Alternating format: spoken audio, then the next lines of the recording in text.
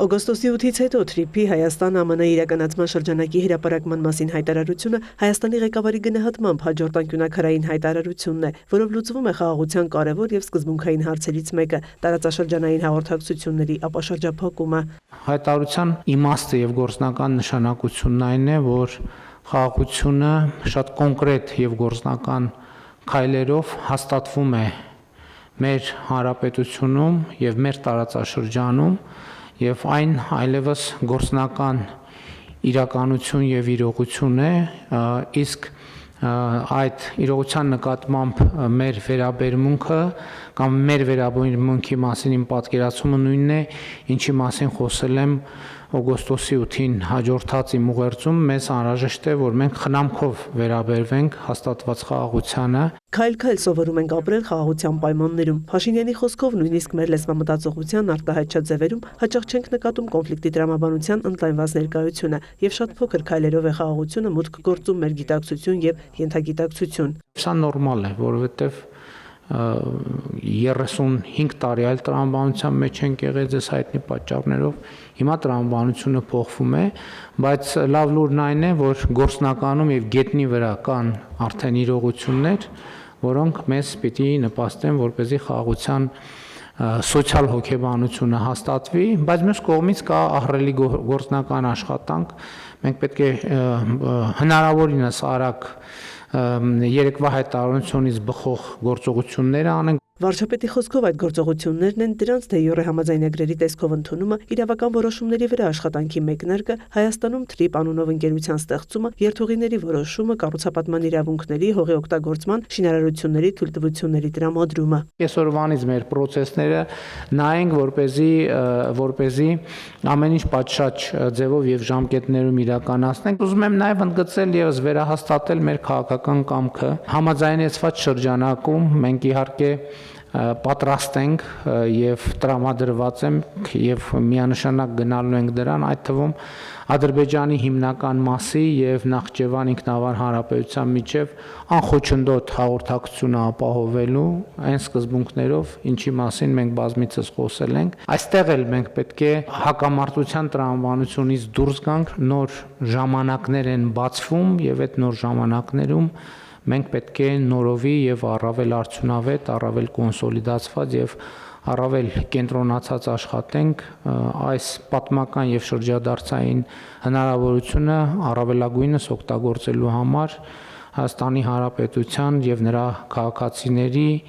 զարգացման, ազատության, երջանկության եւ բարօրության համար։ Կառավարությունը հաստատեց 2026-30 թվականների իմունականխարգելման ազգային ծրագիրը, որոշմամբ հաստատվում է հանրային առողջապահական ամենակարևոր երաշխիքներից պատվաստումների ազգային օրացույցը, նաև պատվաստումների վերաբերյալ միջազգային վկայականների տրամադրման ձևաչափը եւ այն թիրախները, որոնք դրվել են պահպանելու 0-ից 1 տարեկան երեխաների պատվաստման ցուցանիշները, վարակիչ վտանգավոր հիվանդությունների զորայական դեպքերը, զեկուցեց նախարարը։ 2025 թվականին 0-ից 1 տարեկան երեխաների պատվաստումների ցուցանիշում գրանցել ենք 2011 թվականից, ինչքան որ տեղեկատվական վիճակագրական տվյալները մեզ հասանելի են, 95.1%, որը ամենաբարձր ցուցանիշն է։ Ջրծաղիկի պատվաստումների առումով մեր նպատակն է, որ մեր երեխաները արդեն կայուն իմունիտետով նաև զորակոչվելուց այս հիվանդացություն առաջացնող եւ աշխատանքներին շատ մեծ խոչընդոտ հանդիսացող ջրծաղիկի ուրեմն հիվանդությունը մենք այլևս Հայաստանում չունենանք ոչ բռնկումներ եւ ոչ էլ դեպքեր։ Ունենք 87,048 ապահովագրական գրանցված այց, որից 7,739 ամբուլատոր, 8,612-ը հիվանդանոցային այցերն են։ Ավանեսյանը նիստում ներկայացրեց առողջության ապահովագրության հետ կապված թարմ տվյալներ։ Նախարարի խոսքով հետևում են թե սպասարկված դեպքերի թվին, թե նաև քաղաքացիների, բուժաշխատողների, ԲԿ-ների հարցերին, իրականացնում ընթացիկ շտկումներ, որ համակարգը ավելի մարդակենտրոն լինի։ Նշեց, որ մեծ հարթեր պոլիկլինիկայում այս պահին չկան։ Լինում են պիկ ժամեր, բայց փորձառությունը ընդհանուր առմամբ դրական է, հիվանդանոցային օղակում առավել եւս մեր քաղաքացիները երբեմն զարմանում են, որ այո գործում է եւ նրանք ծառայությունը կստանան առանց վճարումներ իրականացնելու, քանի որ պետությունը իրենց ապահովագրավճարները վճարել է։ Վարչապետը առաջարկեց, որ կամավորների խմբեր տեղատուն եւ պոլիկլինիկա մտնեն կառավարությանը տեղեկություններ փոխանցելու համար։ Փոխվարչապետը նկարագրել էր, թե ապահովագրության խողովակով դեղ ձեռք բերելու համար տեղատուն մտած մարդը ինչքան ժամանակ է կորցնում, փաստաթղթեր, տեղեկանքներ տպել, պատճենել։ Ես չէի լսել դա։ Այսինքն նշանակում է մենք ինչքան էլ ունենք ալիքներ, ունենք հաղորդակցության ուղիներ, բաներ կան, որ չի ասնում մեզ։ Ուրեմն պետք է ավելի բան գնալ։ Կոնկրետ կամավորների, չեմ ասում հազարավոր մարդկանցից բաղկացած։ Կարող մի 20-30 հոգի լինեն, մի քանիսը Երևանում, մի քանիսը մարզերում, որպեսզի գնան տեղում բան անեն։ Չեմ կարծում, թե դա մեծ ջանք իրանք էլ ովքեր որ մեր կամավորները ռեեստրում կա, իրանք հաճույքով կանեն այդ աշխատանքը։ Հաջորդ նախագծով սպառողների իրավունքների պաշտպանության շրջանակում ՍԵՊԱ-ի եւս 4 հրահանգ կմոտարկվի մեր օրենսդրությանը։ Դրանք վերաբերում են սպառողների հետ կնքվող պայմանագրերում անարդար պայմաններին, մոլորեցնող գովազդին, ապրանքների անհամապատասխանության դեպքում սպառողի իրավական պաշտպանությանը։ Սպառողները պաշտպանված կլինեն նրանով, որ իրենց հետ կնքվող միանալու պայմանագրերում վաճառողները կամ ծառայություն մատուցողները չեն կարող ներառել անարդար բնույթի պայմաններ, իսկ ներառելու դեպքում այդպիսի պայմանները կհամարվեն առողջին ճիշտ կարգավորումների արդյունքում տնտեսվարողները պետք է բացառեն այդպիսի որևէ անարդար պայման։ Մրցակցության եւ սպառողների շահերի պաշտպանության հանձնաժողովի ղեկավարը անդրադարձավ քննարկումներին, թե ինչու է թանկացել հեղուկ գազը։ Սովորական process է, որը ամեն տարվա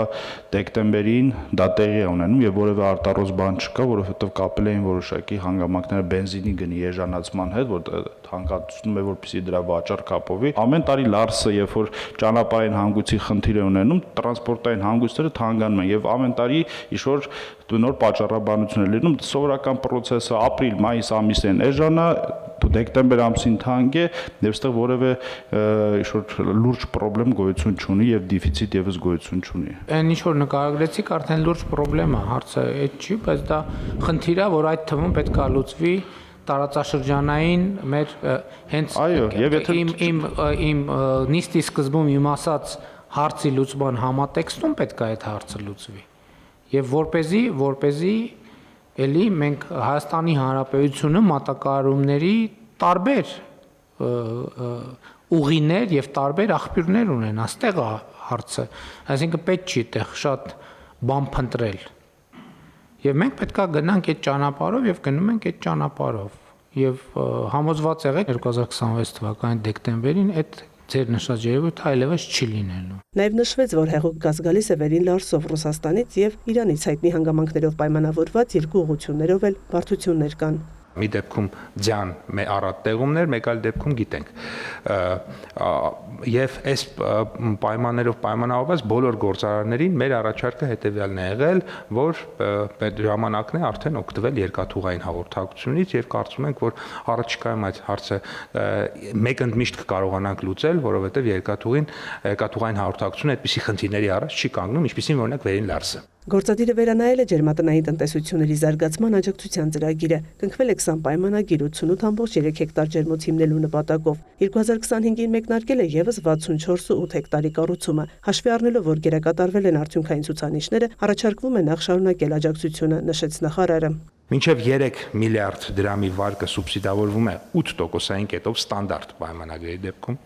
3 միլիարդից ավել մինչև 9 միլիարդ վարկի դեպքում 7%-ային կետով եւ 9 միլիարդ դրամից ավել հատվածը մինչև 15 միլիարդ դրամ 6%-ային կետով։ Նպատակն է ջերմատնային տնտեսությունների զարգացման ծրագրով խրախուսել երիտասարդ տնտեսվարողների եւ 63 տարին լրացած անձանց ներգրավվածությունը։ Այս դեպքում առաջարկվում է սուբսիդավորման տոկոսային կետերը մեկական կետով ավելացնել։ Նաեւ ամփոփվեց ծրագիրը նպաստել է աշխատատեղերի, նաեւ արտահանման աճին։ Մայա Խաչատրյան, լուրեր։